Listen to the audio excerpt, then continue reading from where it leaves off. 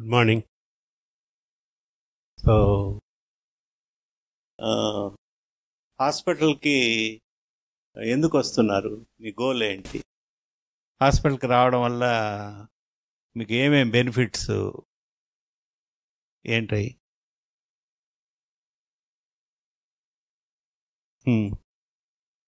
Baby గురించి ఏం benefits, mother గురించి ఏం బెనిఫిట్స్? మీ గురించి అంటే ఎలా మూవ్ అవుట్ చేయాలి, ఇంకా మీరు తీసుకున్న ఫుడ్ ఎలా ఫామ్ అవుతుంది దాని గురించి చెప్తారు.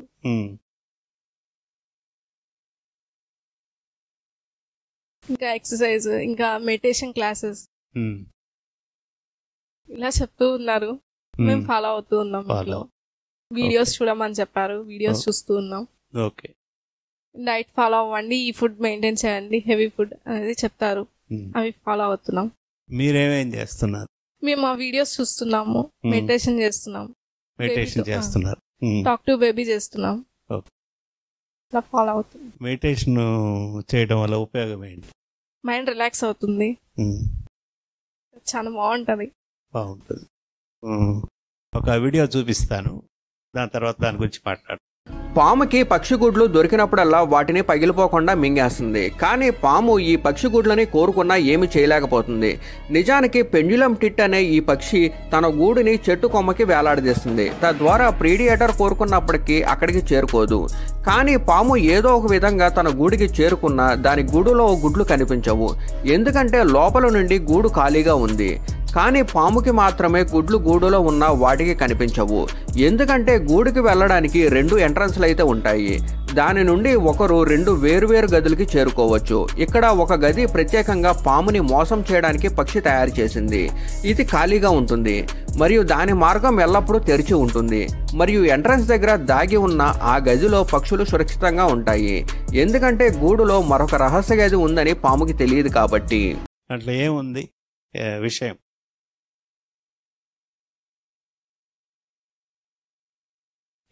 ఏం మెసేజ్ చెప్పుంది దాంట్లో? ఏం చెప్పున్నారు? ఎవరో వెనకాల ఒకరు మాట్లాడుతున్నారు కదా, ఏం మాట్లాడారు? ఏం అర్థమైంది? Right, very good. దాంట్లో వెనకాలది లాస్ట్ ఇక్కడ ఇదే దారి మామూలు కనిపిస్తుంది, ఇక్కడ ఒక దారి ఉంది, అది కనిపించదు, ఇది ఫ్లాప్ లాగా పడిపోయి ఉంటుంది. సరేనా? సో దానివల్ల ఏం జరుగుతుంది?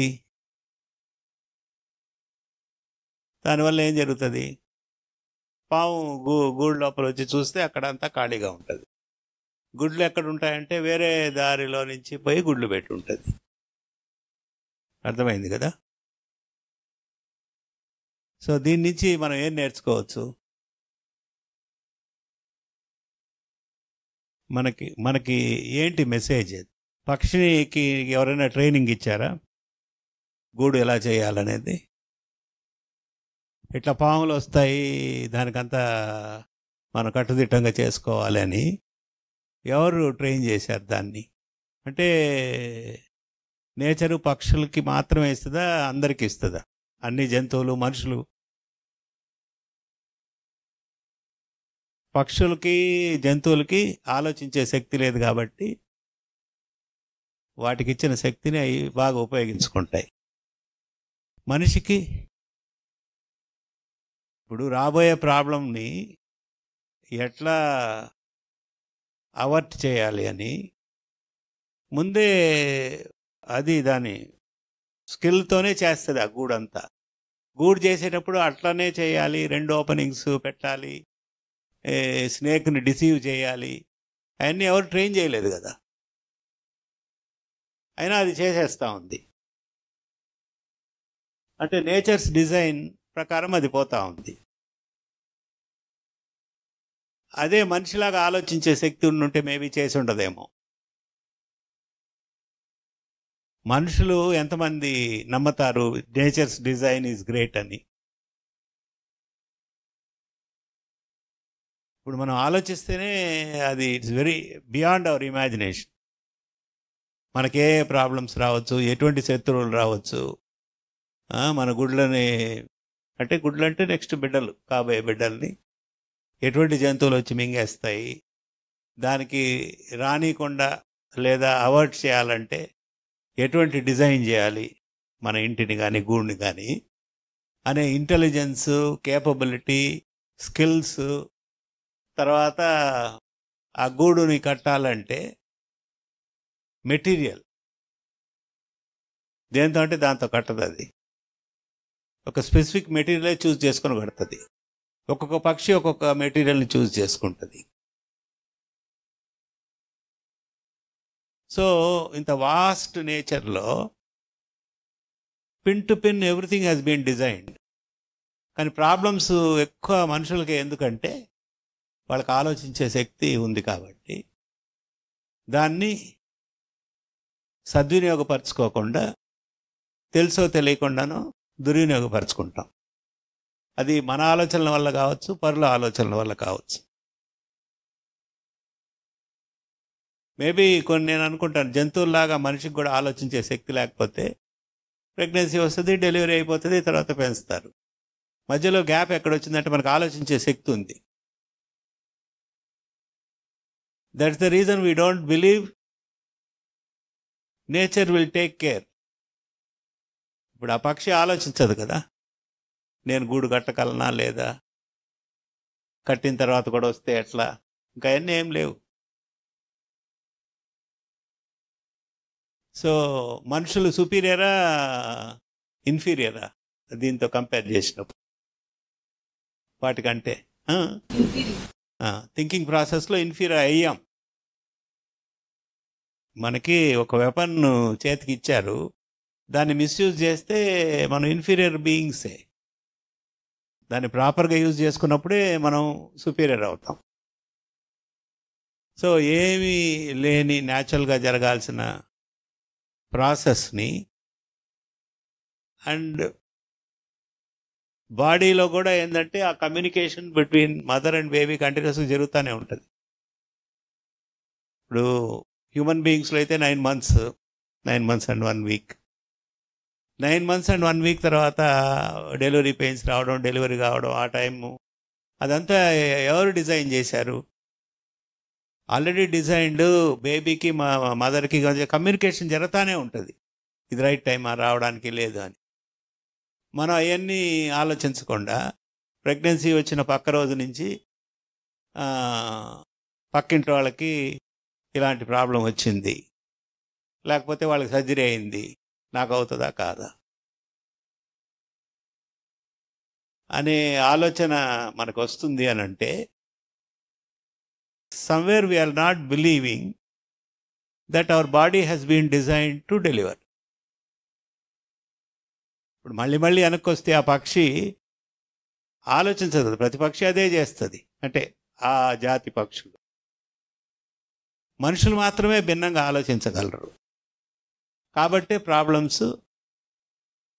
మెడిటేషన్ ఎందుకు చేయాలి అని అంటే మనం అబ్నార్మల్ థింకింగ్ ప్రాసెస్లో చాలా దూరం ట్రావెల్ చేస్తూ ఉన్నాం కాబట్టి మళ్ళీ నార్మల్ సీక్ చేయడానికి ఇవన్నీ చేసుకోవాలి. ఒకటి. సెకండ్ థింగ్ ఏంటంటే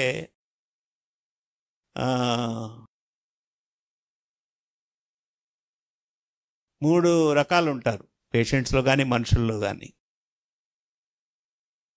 మనము ఫస్ట్ టైప్ ఎట్లా ఉంటారంటే మనం చెప్పింది వాళ్ళకు కూడా ఆల్రెడీ కొంత అవగాహన ఉంటే చాలా ఇంట్రెస్ట్గా తీసుకుంటారు. ఇప్పుడు డైట్ మీరు ఇట్లా చేయండి, ఎక్సర్సైజ్ చేయండి, మెడిటేషన్ చేయండి, మీకు ఎట్లా యూస్ఫుల్గా ఉందో చెప్పినప్పుడు చాలా బాగా తీసుకుంటారు. అది 100లో 10% లోపలే ఉంటారు వాళ్ళు. వీళ్ళంతా బాగానే చేస్తారు. ఇంకా అనదర్ 30-40% న్యూట్రల్. ఆ న్యూట్రల్ పీపుల్ ఏంటంటే ఇప్పుడు దాకా తెలియదు, ఏదో చెప్తున్నారు వీళ్ళు, వాకింగ్ చేయండి, లేకపోతే ఎక్సర్సైజ్ చేయండి, వీడియోస్ చూడండి, మెడిటేషన్ చేయండి. వీడియోస్ చూస్తే నాకు ప్రెగ్నెన్సీలో ఏం లాభం, లేకపోతే మెడిటేషన్ చేస్తే నాకేం లాభం అనే ఆలోచన మోర్ దెన్ 50%లో ఉంటుంది. ఈ న్యూట్రల్గా ఉండే గ్రూప్ ఏంటంటే ఓకే ట్రై చేసి చూస్తాం, చెప్తున్నారు కదా, తర్వాత ఎట్లుందో అని. థర్డ్ గ్రూప్ మెజారిటీ ఈ గ్రూప్లోకే వస్తారు. ఆ థర్డ్ గ్రూప్ వాళ్ళకి వచ్చిన సమస్య ఏంటంటే నాకేం తెలుసో అదే ఫైనల్, నేను ఇంక వేరే విషయాన్ని గురించి నేను పట్టించుకోవాల్సిన అవసరం లేదు. ఇప్పుడు మీరు ప్రెగ్నెన్సీలో కమ్యూనికేషన్లోనే ఉంటారు. మీరు మాట్లాడకపోతే కూడా mother and baby will be in communication. Intrauterine bonding అంటారు అది అని మనం చెప్పామనుకోండి, చాలామంది నమ్మరు కదా. అంటే అది లాజికల్ కాదు, కరెక్టే. తర్వాత మనం బేబీతో కమ్యూనికేట్ చేసినప్పుడు, మాట్లాడినప్పుడు బేబీ ఎట్లా వింటుంది, ఎట్లా అర్థం చేసుకుంటుంది, ఇవన్నీ కూడా క్వశ్చన్స్, లాజికల్ క్వశ్చన్సే. కానీ ఇక్కడ చేసే పొరపాటు ఏంటంటే ఇలా చేయండి అని చెప్పినప్పుడు రియల్గా సైంటిఫిక్గా ఉండేవాడైతే ఏం చేయాలి? ప్రయత్నించి చూడాలి. నేను అనుభవించినప్పుడే నాకు అది తప్పో రైటో తెలుస్తుంది. ఇప్పుడు మామిడి పండు తీపుగా ఉంటుందని నేను చెప్తాను అనుకోండి, లేదు నాకు వేరే వాళ్ళు చెప్పారు, వేరే టేస్ట్ అని నువ్వు అసలు గమ్మునుంటే అది ట్రూత్ దగ్గరికి పోలేము. నువ్వు తిని చూడాలి. తిన్న తర్వాత అది తీపుగా చేయదు అని చెప్పొచ్చు, నీ అనుభవం అదైతే. నేను ఎక్స్పీరియన్స్ చేయను, నాకేమి నాలెడ్జ్ ఉందో, నాకేం తెలిసే అదే ఫైనల్ అనేవాడు ఇంకా నెక్స్ట్ స్టెప్కి పోలేడు. సో ఎప్పుడైతే కాన్స్టెంట్గా కొత్త విషయాలు కూడా మనం తెలుసుకుంటామో అప్పుడే మనం ముందుకు పోతాం. అందువల్ల ఏది చెప్పినా ఫస్ట్ హ్యాండ్ ఎక్స్పీరియన్స్కి మించిన ప్రూఫ్ ఏది లేదు. చాలా విషయాలు చెప్తాం, ఇన్ఫర్టిలిటీ, పిల్లలు లేట్ అయిన వాళ్ళలో కూడా చెప్తాం, భార్యాభర్తలు కలిసి నడవండి, మెడిటేషన్ చేయండి, డయట్, ఇది నాకు ఉపయోగపడుతుందని ఆలోచన, నమ్మకంతో చెయ్యి. సిన్సియర్గా చేసిన తర్వాత నీకు కొన్ని అనుభవాలు వస్తాయి, అదే ఫైనల్. అట్లా కాకుండా ఏదో విన్నంతనే నాకు ఇది తెలుసు, నాకు పలానా వాళ్ళు చెప్పారు, ఇది చెప్పారు, అది చెప్పారు అనుకొని చేయకుండా ఉంటే అల్టిమేట్గా ట్రూత్ తెలుసుకోలేం, కొంత నష్టపోతాం. ఇంకోటి కూడా ఏంటంటే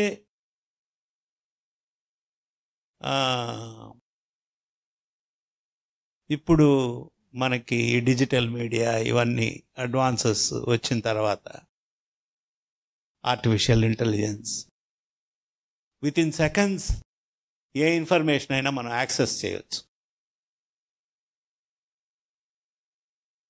మదర్ బేబీ కమ్యూనికేషన్ ఎలా జరుగుతుంది, talking to the baby in the womb అని ఒక చాట్ జీపీటీలోనో డీప్ సీక్లోనో కొడితే లాట్ ఆఫ్ ఇన్ఫర్మేషన్ వస్తుంది. ఆ ఇన్ఫర్మేషన్ ఆర్టిఫిషియల్ ఇంటెలిజెన్స్ నుంచి ఎక్కడి నుంచి వస్తుంది? ఆల్రెడీ లాట్ ఆఫ్ రీసెర్చ్ ప్రపంచం అంతా చేసి ఉన్నదాన్ని యాక్సెస్ చేసి మనకిస్తుంది. మనం పోయి ఆ రీసెర్చ్ ఆర్టికల్స్ అన్నీ చదవబడలే, ఇంట్రెస్ట్ ఉంటే చదవచ్చు. సో అటువంటి టూల్స్ మన చేతిలో ఉండి కూడా మనం ఉపయోగించుకోవట్లేదు. సో దీనికి కారణం ఏంటి అని అంటే, వన్ థింగ్ ఈజ్ కల్చర్. అది ఇప్పుడు లాస్ట్ మంత్ మహారాష్ట్రలో ఒక కాన్ఫరెన్స్ జరిగింది, international conference on prenatal psychology. దాంట్లో మేమందరం వెళ్ళారు, madam was one of the speaker. Prenatal psychology అంటే ఇదే, బేబీతో ఎట్లా కమ్యూనికేట్ చేయాలి, బేబీతో ఎట్లా మాట్లాడాలి, అక్కడ వచ్చిన వ్యక్తులందరినీ చూస్తే డాక్టర్స్ ఉన్నారు, allopathy, Ayurvedic doctors, yoga practitioners, counsellors, ప్రజలు.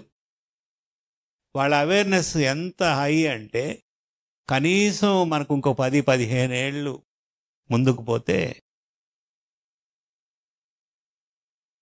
ఈ 2025 నుంచి 2035 2040లో వాళ్ళలాగా మనం ఉంటాం. ఎందుకు అది వచ్చిందంటే their culture is like that. Same thing we have seen people from Gujarat. Already high awareness. Maternal child bonding గురించి చాలా వర్క్ జరిగింది, పబ్లిక్లో అవేర్నెస్ ఉంది. ఇంకా అదర్ పారామెడికల్ అలీడ్ కౌన్సిలర్స్లో కానీ, యోగా ప్రాక్టీషనర్స్లో కానీ, కొంత మెడికల్ ప్రాక్టీషనర్స్లో కూడా హై అవేర్నెస్ ఉంది. అది ఎందువల్ల అనంటే ఒక ఈచ్ కమ్యూనిటీ, ఈచ్ ఒక్కొక్క సముదాయానికి ఒక్కొక్క కల్చర్ ఉంటుంది.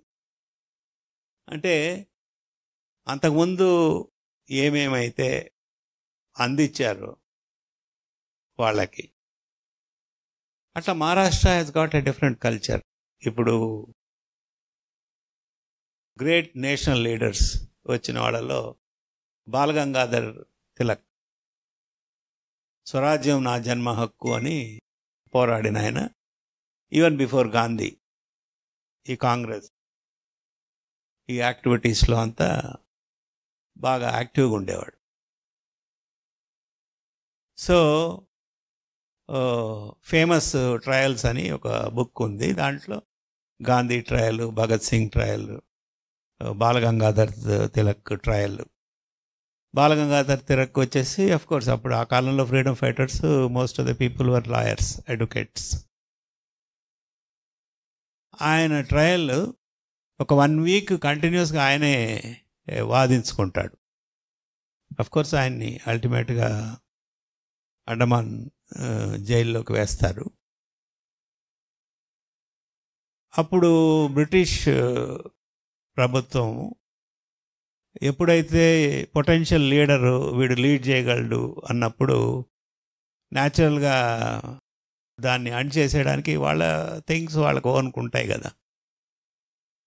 ఎవరు నలుగురు చేరకూడదు, అసెంబ్లింగ్ ఉండకూడదు, మాట్లాడుకోకూడదు అని.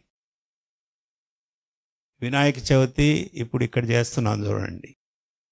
దీనికంటే దీని పుట్టుపూర్వత్వం ఏమంటే పూనాలోనే పుట్టింది ఫస్ట్ ఇది. అప్పుడు ఆయన ఆలోచించి ఏం చేశాడంటే, మనం 9-10 మంది కలిసి మాట్లాడుకుంటే గొడవ చేస్తారు, వినాయక చవితిని ఒక 1 వీక్ సెలబ్రేట్ చేయండి, అందరు రండి. ఇంకేం చేస్తారు, ఇది మేము ఫెస్టివల్లో మేము సెలబ్రేట్ చేసుకుంటున్నాము, వచ్చిన తర్వాత మనం మాట్లాడుకుంటాము, ఏం చేసుకుంటాము, వాడికి తెలిసినా తెలియకపోయినా దాన్ని ఆపలేడు. సో టాక్టికలీ దేవర్ సో డిసిప్లిన్డ్, సో ఇంటెలిజెంట్. వాడు ఒకటి పెడితే దాన్ని ఎట్లా బ్రేక్ చేయాలని. సరే, అట్లంతా కష్టపడి తీసుకొచ్చారు స్వతంత్రాన్ని. మనం ఎంతవరకు యూజ్ చేసుకుంటున్నామో మనమే క్వశ్చన్ చేసుకోవాలి వాళ్ళ లైఫ్ అంతా ఇచ్చిన తర్వాత. సో ఇది ఎందుకు చెప్పుకొచ్చానంటే, అట్లీస్ట్ ఎక్కడో దగ్గర నుంచి బిగినింగ్ ఉండాలి. వాళ్ళకి కల్చరల్గా ఇచ్చినవి కానీ మహారాష్ట్ర, గుజరాత్, ఢిల్లీ నుంచి వచ్చిన వాళ్ళలో కూడా number of people who are interested, నా బేబీ క్వాలిటీస్ చాలా బాగుండాలంటే నేనేమేం చేయాలి, ఎట్లా చేయాలి అని చూపించే ఇంట్రెస్ట్, ఆతృత ఇక్కడ అంటే మన హాస్పిటల్ గురించి కాదు నేను మాట్లాడేది, ఇన్ జనరల్ కనిపించలే. ఆలోచించాను ఏమి ఉండొచ్చు కావాలంటే, it is mostly a cultural trait.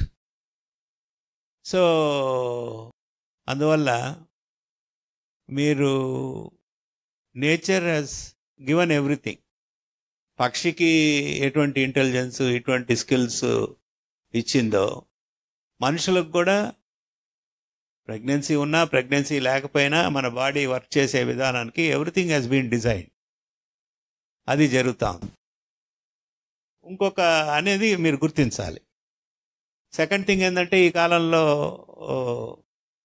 Pregnancy వచ్చినప్పుడు అది ఇంట్లో ఎవరు ఉండరు కాబట్టి భార్యాభర్తలు ఇద్దరు ఉంటారు, చాలామంది ఇద్దరు ఉద్యోగాలు చేస్తుంటారు, సైకలాజికల్ హెల్ప్ ఫిజికల్ హెల్ప్ లేదు, స్ట్రెస్ ఎట్ వర్క్, ఇవన్నీ కారణాలు మారిపోయాయి. సో ఆ స్ట్రెస్ ఉంటే ఆ స్ట్రెస్ని బేబీకి మనం పాస్ ఆన్ చేస్తాము. ఆ స్ట్రెస్ తగ్గించుకోవడం కోసమే మెడిటేషన్ చేయమని చెప్తాం. సో నాకు బాగా గుర్తుంది, మేము చిన్నప్పుడు హెడ్ పోస్ట్ ఆఫీస్ ఉండి అక్కడ కౌంటర్స్ దగ్గర మనీ ఆర్డర్ ఫామ్స్ అని ఉండేవి. అవి ఫ్రీగా కాబట్టి కొన్ని కాగితాలు తెచ్చుకునేవాళ్ళు. కొన్ని రోజుల తర్వాత ఇప్పుడు ఉందో లేదో మనీ ఆర్డర్ అనే ప్రాసెస్ ఉందో లేదో, కొన్ని రోజుల తర్వాత దానికి 5 పైసలు 10 పైసలు ఎంతో కొంత మనీ పెట్టారు. ఆ మనీ పెట్టినప్పుడే దాని విలువ. మనం అనవసరంగా పోయి తెచ్చుకొని చిత్తు కాగితంలాగా వాడుకోం. అందువల్ల ఇన్ని విధాలుగా ఇన్ని సంవత్సరాలుగా ప్రయత్నిస్తున్నా ఇంకా ఉపయోగించుకునే వాళ్ళ సంఖ్య ఎక్కువ కావాలి. సో అది ఎట్లా అంటే, ఒకసారి ఒక మీటింగ్కి ఒక డాక్టర్ని పిలిచారు. ఆయన సిజేరియన్ సెక్షన్ ఫస్ట్లో కనుక్కున్నప్పుడు వర్టికల్ అంటే నిలువుగా చేసేవాళ్ళు, ఫెనన్ స్టీల్ అని, ఆయన లేదు హారిజాంటల్గా అడ్డంగా చేస్తే మోర్ బెనిఫిషియల్, హెల్త్ బెనిఫిట్స్ ఎక్కువ ఉంటాయని చాలా కాలం చెప్పాడు. చెప్పి చెప్పి చెప్పి చెప్పి సాలించుకున్నాడు, వినేవాడు లేక. తర్వాత ట్రూత్ అనేది ఎప్పటికైనా బయటకు వస్తుంది కదా. కొన్ని రోజులు అంతర్మదనం జరిగిన తర్వాత డాక్టర్లోనే ఒక కన్సెన్సస్కి వచ్చి సిజేరియన్ సెక్షన్ చేయాలంటే ట్రాన్స్ఫర్స్గా చేయడమే మంచిది అని. దానికి ఆయన పిలిచారు, మీరు మాట్లాడండి అని. ఆయన రాగానే చేతులు పైకెత్తి ఒకటే మాట చెప్పాడు, oh god, at last the battle has been won. నేను ముందు నుంచి మొత్తుకుంటున్నాను, ఈ యుద్ధం ఇప్పటికి ముగిసింది అని. సో మనలో ఇనర్షియా కూడా ఎక్కువ ఉంది. అవకాశాలని ఎట్లా ఉపయోగించుకోవాలి అనే ఆలోచించడం కూడా చాలా తక్కువ అయిపోయింది. మనకి ప్రీ డిటర్మిన్డ్ ఐడియాస్ ఏముంటాయో అదే ఫైనల్. కొత్తది నువ్వు తెలుసుకో, అది ఉపయోగపడితే ఉపయోగించుకో, లేకపోతే వదిలేయి అనే ఆలోచన ఎవరో కొద్దిగా న్యూట్రల్గా ఉండే వాళ్ళకి తప్పితే మిగతా వాళ్ళందరికీ they will have fixed ideas. That is the reason new information వచ్చినప్పుడు దాన్ని మన మంచికి ఎలా ఉపయోగించుకోవాలో అనేది కూడా తెలియటంలా. సో ఇయర్లీ ఎన్ని లక్షల డెలివరీస్ మన దేశంలో జరుగుతాయో కరెక్ట్గా నంబర్ నాకు తెలియదు. కానీ వాళ్ళందరికీ నాలెడ్జ్ ఉంటే డెఫినెట్గా ఇప్పుడు డెలివరీ అయ్యేదానికంటే కూడా బెటర్గా డెలివరీ అవుతారు. అంతవరకు నేను చెప్పగలను.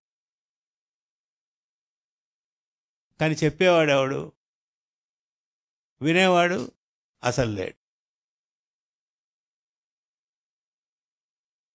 సో మీరంతా ఏంటంటే మీకు ఇచ్చిన ఇన్ఫర్మేషన్ని మీకు ఏమైనా అర్థం కాకపోతే మా వాళ్ళని అడగండి, ఎన్నిసార్లు అయినా అడగండి, క్లారిఫై చేస్తారు. ఆ ఇన్ఫర్మేషన్ అంతా యూటిలైజ్ చేసుకొని మీ హెల్త్, మీ బేబీ హెల్త్, మీ బేబీ ఇంటెలిజెన్స్, మీ బేబీ క్యారెక్టర్, మీ బేబీ పర్సనాలిటీ మీరు ప్రెగ్నెన్సీలోనే మలుచుకోవచ్చు అనేది మీరు అర్థం చేసుకొని మీరు గన చేస్తే, మీరు ఇక్కడికి వచ్చి మేము చెప్పిన మాటలు విని ఉపయోగించుకున్నందుకు మాకు ఒక డీప్ సెన్స్ ఆఫ్ సాటిస్ఫాక్షన్ ఉంటుంది. సో ఎందుకు చేయాలి అనే కూడా కొన్నిసార్లు వస్తుంది. Of course as human beings మేము కూడా మనుషులమే కదా, ఇన్ని చెప్తున్నాము, ఇన్నిసార్లు చెప్తున్నాము. ప్రెగ్నెన్సీలో ఇంకొక విషయం, చాలామందికి అభిప్రాయం ఏంటంటే ఇదేదో తల్లికి సంబంధించింది, అంటే ఆడవాళ్ళకి సంబంధించింది. గర్భం వచ్చింది, ఇంకా వాళ్ళ సంగతి వాళ్ళది. హస్బెండ్ రోల్ కూడా, ఫాదర్స్ రోల్ కూడా చాలా ఉంటుంది.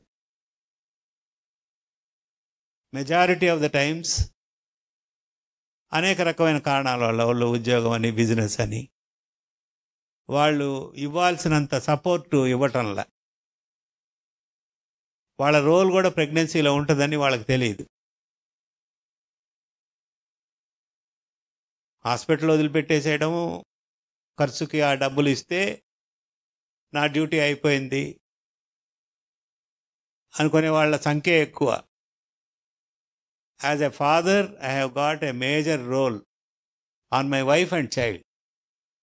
ఇవంతా నేను ఊరికే చెప్పటంలా, scientifically it is proved. Father's role in pregnancy, relationship between father and mother influences the child psychology. Mother ఎంత సెక్యూర్గా ఫీల్ అయితే తన హస్బెండ్తో రిలేషన్షిప్ వల్ల, చైల్డ్ చాలా బాగుంటుంది. మదర్ చాలా ఇన్సెక్యూర్గా ఉందనుకోండి, హస్బెండ్తో రిలేషన్షిప్లో సరిగ్గా లేకుండా, child also will be affected. So అందువల్ల ఏంటంటే చాలామంది ఏంటంటే మగవాళ్ళు గర్భం వాళ్ళు మోయరు కాబట్టి ఇంక మనకు సంబంధం లేదు, ప్రెగ్నెన్సీ వచ్చిన తర్వాత ఇట్ ఈస్ మదర్స్ రెస్పాన్సిబిలిటీ అని. దానికి తోడు వాళ్ళ వ్యాపకాలు, అంటే బిజినెస్, జాబ్ ఉంటాయి. బట్ నెక్స్ట్ జనరేషన్ మనం తీసుకువస్తున్నాము, వాళ్ళు ఎవరైనా కావచ్చు. ఇప్పుడు వివేకానంద, సుభాష్ చంద్రబోస్, ఇట్లా ఎంతోమంది పేర్లు చెప్పచ్చు. వాళ్ళను కూడా వాళ్ళ మదర్సే కన్నారు. కానీ వాళ్ళ మదర్స్ ఎట్లా కన్నారంటే దే హ్యావ్ డిజైన్డ్. అందుకని అటువంటి చరిత్రలన్నీ చదవండి ప్రెగ్నెన్సీలో. మనకి పిల్లలు అనగానే ఏమి ఆలోచనతో వస్తారంటే, ముందు నా ఆరోగ్యం, నా బిడ్డ ఆరోగ్యం బాగుండాలా, డెలివరీ స్మూత్గా జరగాల, వీలైనంతగా నార్మలే జరగాలి, అందంగా ఉండాలి, మంచి బరువు ఉండాలి, ఇంటెలిజెంట్గా ఉండాలి. ఇంకా ఆ తర్వాత ఎక్స్ట్రా ఆలోచిస్తే బాగా చదువుకోవాలి, ఇంకా ఎక్స్ట్రా అదే మంచి పొజిషన్కి పోవాలి, డబ్బులు బాగా సంపాదించాలి, కంఫర్టబుల్గా సెటిల్ కావాలి. అంతవరకు అందరు మదర్స్ ఖచ్చితంగా ఉంటాయి ఆలోచనలు. బట్ ది అదర్ సైడ్ టోటల్గా మర్చిపోతారో ఇప్పుడే సమాజం అట్లా తయారైందో తెలియదు. ఎటువంటి వ్యక్తి అయి ఉండాలి, ఎటువంటి గుణగణాలు ఉండాలి, ఎటువంటి పర్సనాలిటీ అయి ఉండాలి. తల్లిదండ్రుల దగ్గర నుంచే బిడ్డ శరీరం ఏర్పడుతుంది. తల్లే న్యూట్రిషన్తో బిడ్డకి శరీరాన్ని అంత పెంచుతుంది. అది జరుగుతున్నప్పుడు మనసుకు సంబంధించిన విషయాలు కూడా ఎవరో ఒకరు వచ్చి చేయరు కదా. It is the mother who does it. So ఎటువంటి వ్యక్తి ఉంటారు అనేది మనం ఎప్పుడైతే మర్చిపోయామో, ఇప్పుడు ప్రజెంట్ డే సొసైటీలో ప్రాబ్లమ్స్ అన్నీ మీరు చూస్తున్నారు.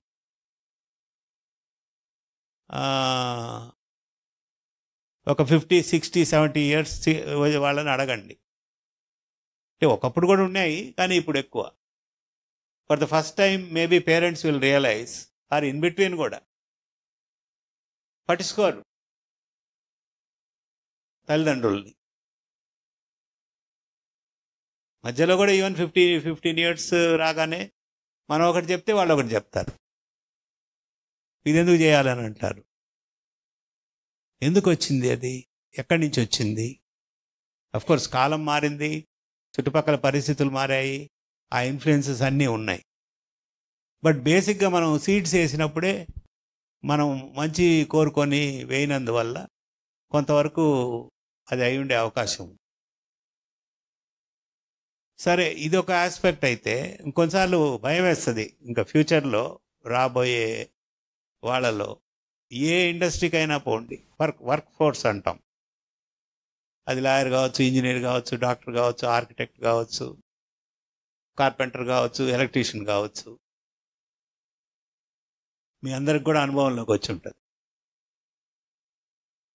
తన పని మీద నేను సిన్సియర్గా చేయాలి, కాన్సన్ట్రేటెడ్గా చేయాలి అని ఎన్ని ప్రొఫెషన్స్లో మీరు చూస్తున్నారు. సో మనకు ఫ్యూచర్లో ఎన్ని బిల్డ్ చేసిన ఇన్స్టిట్యూషన్స్ అంత థర్డ్ రేటెడ్ పీపుల్తో మనం బిల్డ్ చేస్తే ఎప్పుడో ఒకప్పుడు కొలాప్స్ అయిపోతుంది. నాసిరకం వాళ్ళతో మనం బిల్డ్ చేస్తే ఆ నాసిరకం ఎందుకు వచ్చిందంటే ఆలోచనలు సరిలేనప్పుడు నాసిరకమే వస్తుంది.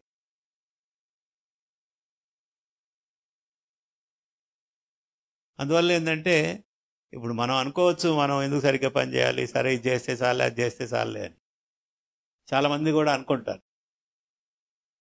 కానీ నువ్వు నీ పని కోసం ఇంకో దగ్గరికి పోయినప్పుడు వాళ్ళు అలాగే బిహేవ్ చేస్తున్నప్పుడు నువ్వు యాక్సెప్ట్ చేయగలుగుతుందా నీ మనసు? ఏంది వీళ్ళు ఇలా చేస్తున్నారే? ఇది మీలో అందరూ ప్రతి ఒక్కరూ అనుభవించి ఉంటారు.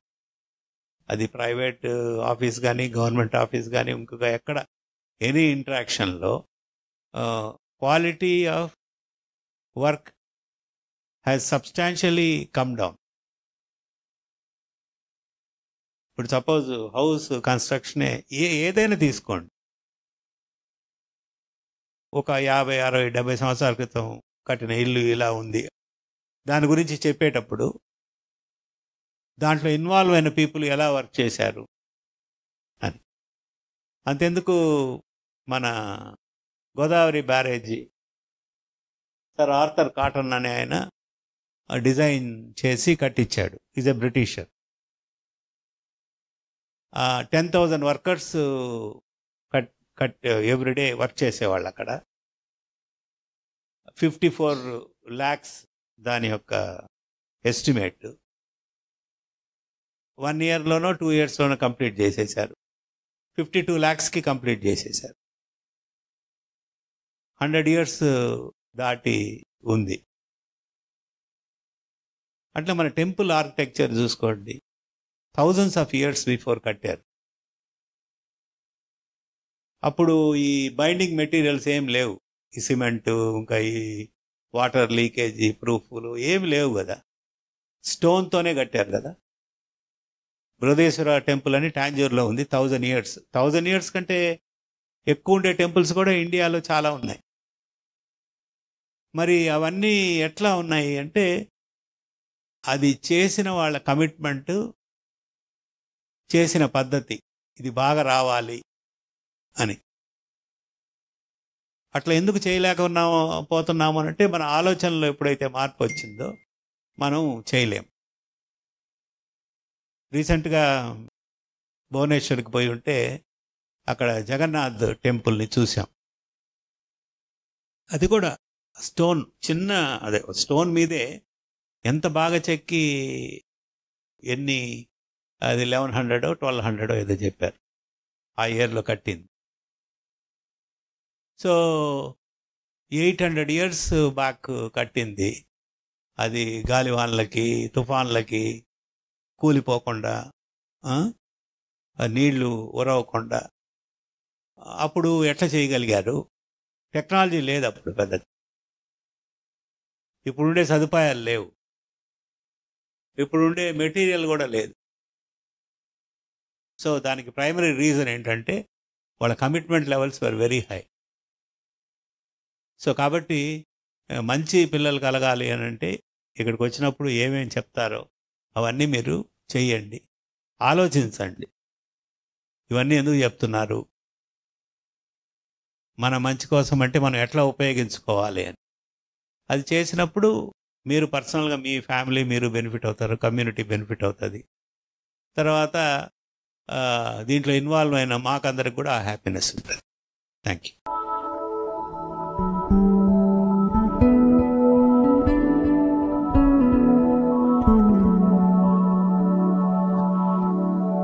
ధన్యవాదాలు.